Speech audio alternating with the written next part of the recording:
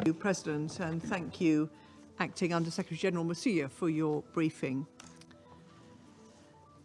President, the UK supported the call for this meeting today to discuss the urgent steps needed to address an ever-growing humanitarian tragedy in Gaza.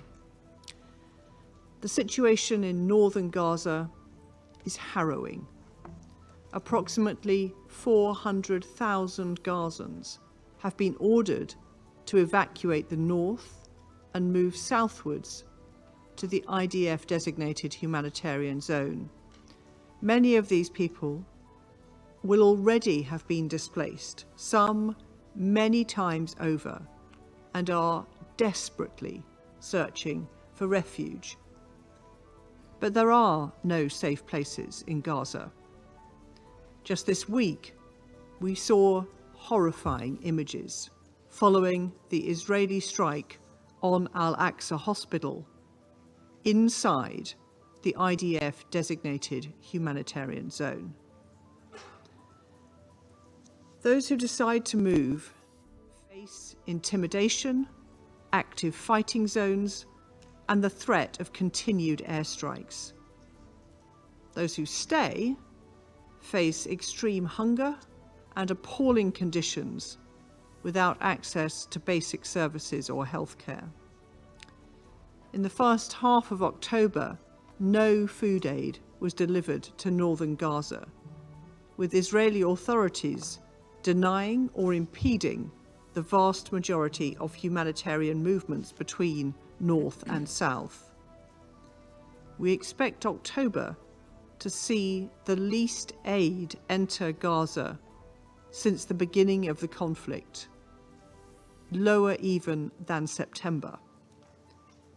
Families in Gaza are facing a second winter with even less resilience and fewer resources. This is unconscionable. Israel must comply fully with international humanitarian law and ensure sufficient aid reaches all parts of Gaza.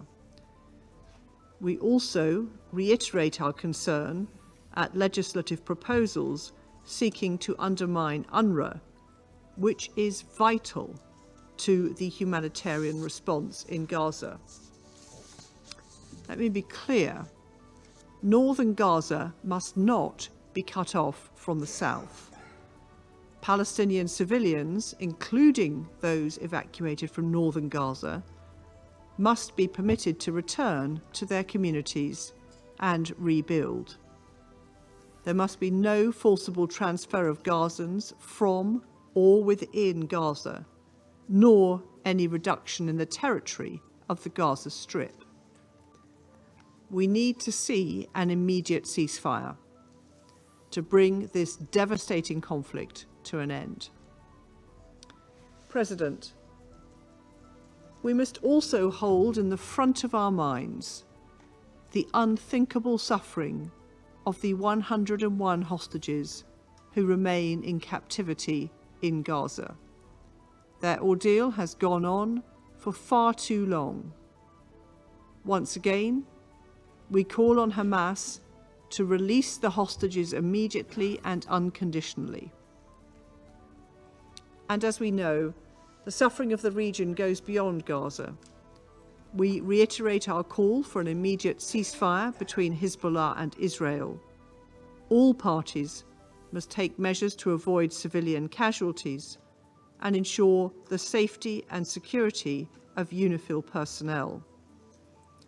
And in the West Bank, as my Foreign Secretary has said, we urge the Israeli government to take action to crack down on settler violence and to stop settler expansion on Palestinian land.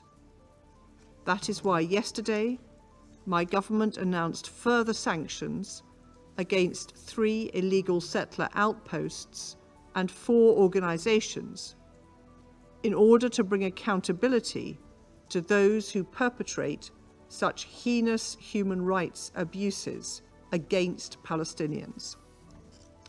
President, the Palestinian people, the Israeli people, and the region as a whole deserve a better reality than the daily cycle of violence and fear to which they have become accustomed. But there is a path to peace, one which would see a safe and secure Palestinian state beside a safe and secure Israel. We urge the parties to be courageous and to take the path towards peace and a better future for their people. I thank you.